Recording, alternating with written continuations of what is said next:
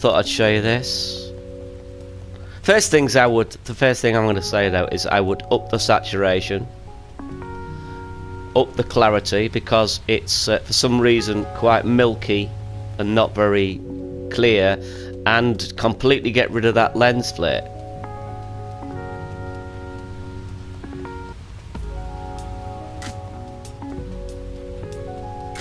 It just washes the screen and ruins the image.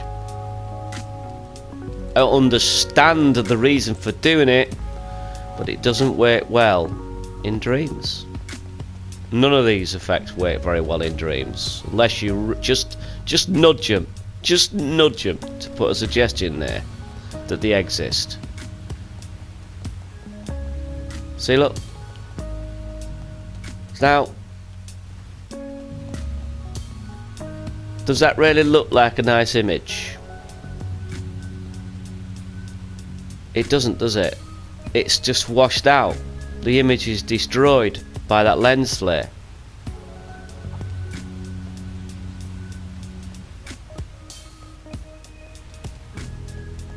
So I'm thinking that is new, because last time I walked through this, I can't remember seeing that. But yeah, that needs to be removed.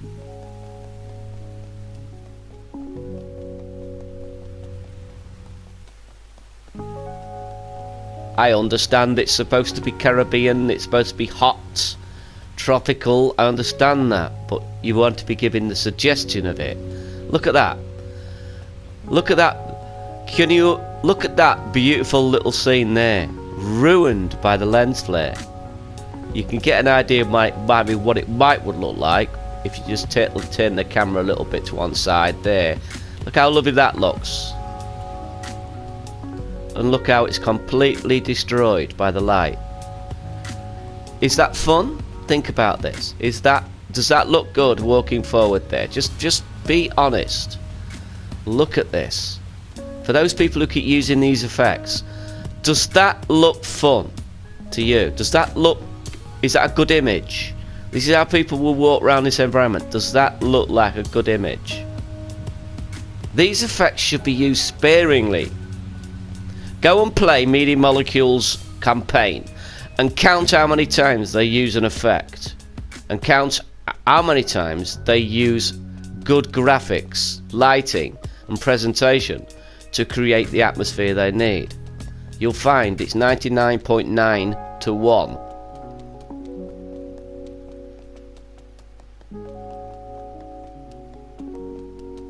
Very nice. I mean, I wouldn't be showing this on my channel if I didn't think it was fantastic. It's just that I always struggle to understand why people insist on using these effects.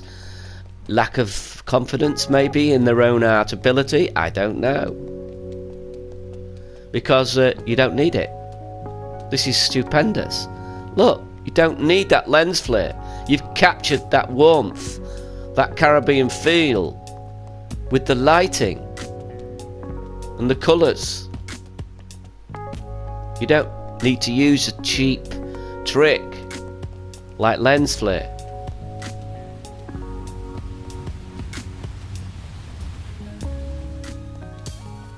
I think it's lens flare. I can't think of anything else that would create that effect. Yeah, it is lens flare, is it? You can see the beams coming into the lens. Yeah, get rid of the lens flare.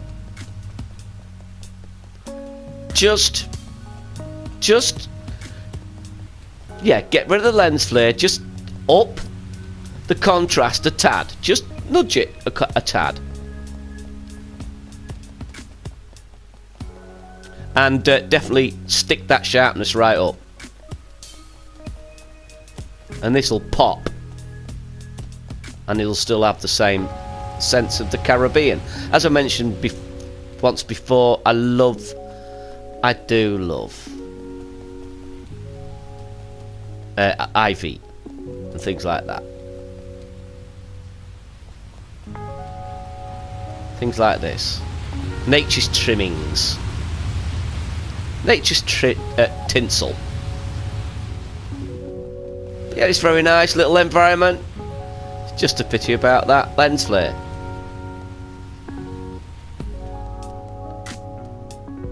How much better that would be if I could see that properly and these lights weren't intruding upon it.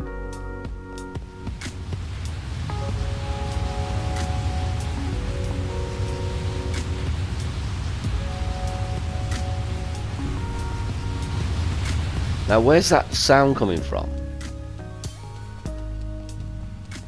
Ah, there, I see. Ah, that is a bit...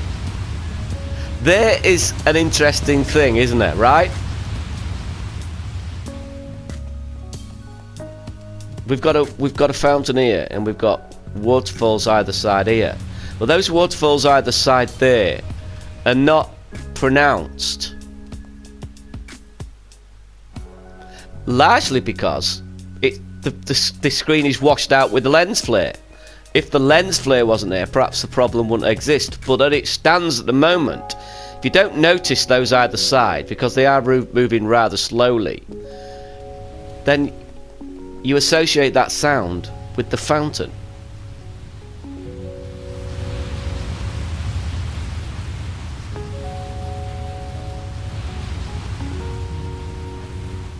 But all in all, as I say, it wouldn't be on my channel if I didn't think it was great. And I think this ends it.